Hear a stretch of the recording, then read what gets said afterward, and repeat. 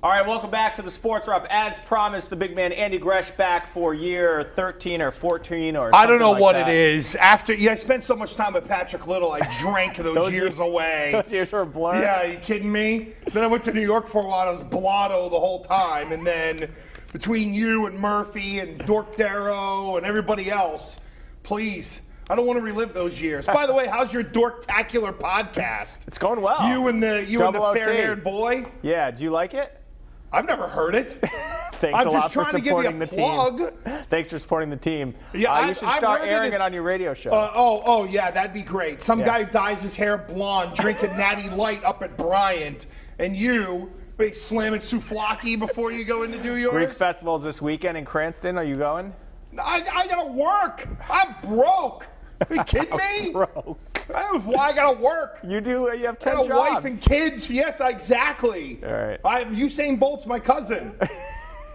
All right, let's get started here. We knew that was a nice intro. Long time no see. All right, since we last saw the Patriots losing in the AFC Championship game in Denver, including Brady accepting the suspension, free agency, draft et al., as we stand here today approaching week 1, how have the Patriots handled the last 8 months? Up and down. I think they could have done maybe a little bit better in terms of helping Brady. But look, once this thing got to appeals court number 2 or 3 or wherever we were at, in a lot of ways it was out of the Patriots' hands. So, look, having Jimmy Garoppolo on hand, that works out to be a big deal.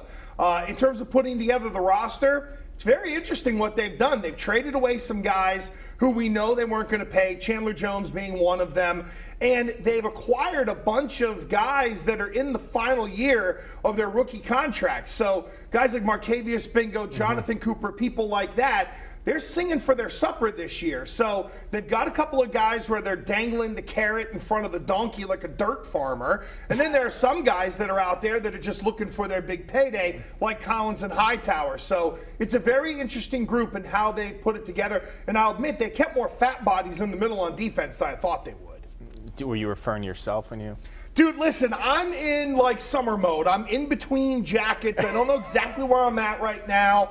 Like a suit deal would be nice. I've only been doing this for 15 years. I got nothing from that end. So come on, like a little help here, please. All right, how does Jimmy G look on Sunday? That is the big question. I don't think anyone really knows what to expect. Honestly, Yanni, in a way, does it matter as long as the Patriots win the game? And I think we forget a long time ago that there was once this guy named Tom Brady. Right. And when Drew Bledsoe went out, Tom Brady came in the game, and he did a lot of this, throwing it sideways. He didn't throw it left-handed, but you know what I mean. And we didn't care necessarily how well he played. It was, did they win the game? So there's a little bit of me that is in that mode in terms of Garoppolo. But let's be honest here. With the way quarterbacks have been valued, Sam freaking Bradford got traded for a number 1. Right. All right, so, I mean, we would think that the wizard in Belichick, if this guy plays well, would be able to get a first-round pick, an all-pro defensive tackle, and maybe, you know, a percentage of someone's franchise. Sure.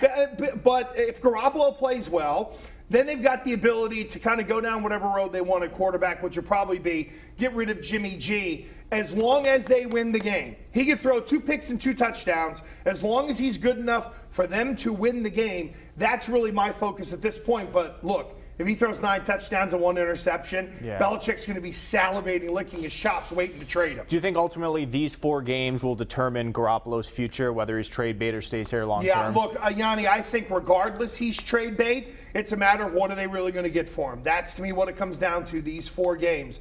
I don't think Jimmy Garoppolo is going to go on the field. He's going to be so unbelievable where the Patriots are going to be like, we got to ship Brady out of town. Right. There's just too much of Brady integrated within the franchise. It's a little different than Bledsoe because of all those rings. And for Jimmy G, here's your 4-game audition. You want to go play in New Orleans or something like that, go play great. All right, we're going to get into the game much more tomorrow. I want to finish with a Tom Brady question. What is the future Hall of Famer going to be doing over the next month? Probably chewing the tips of his fingers off. Because it's going to be killing him that the guy is not going to be out there. But Look, he can go to Costa Rica. Hey, he's going to go to Michigan one day. He's going to Michigan. And go hang out with Captain Khaki, so that's fantastic. Khaki. Who wouldn't want to do that? And who knows, maybe he gets to meet Ric Flair, even though he already has. That's something I want to do in life, but still. Bring me to Michigan. I'd love to do that. All right, so we've talked about Ric Flair and Souvlaki and Dondero bleaching his hair in college, so it's a good start. We're off to a good start. We'll get into some real football tomorrow night on the Blitz. Andy Gresh, thanks for coming in, and more from the Sports Wrap after this.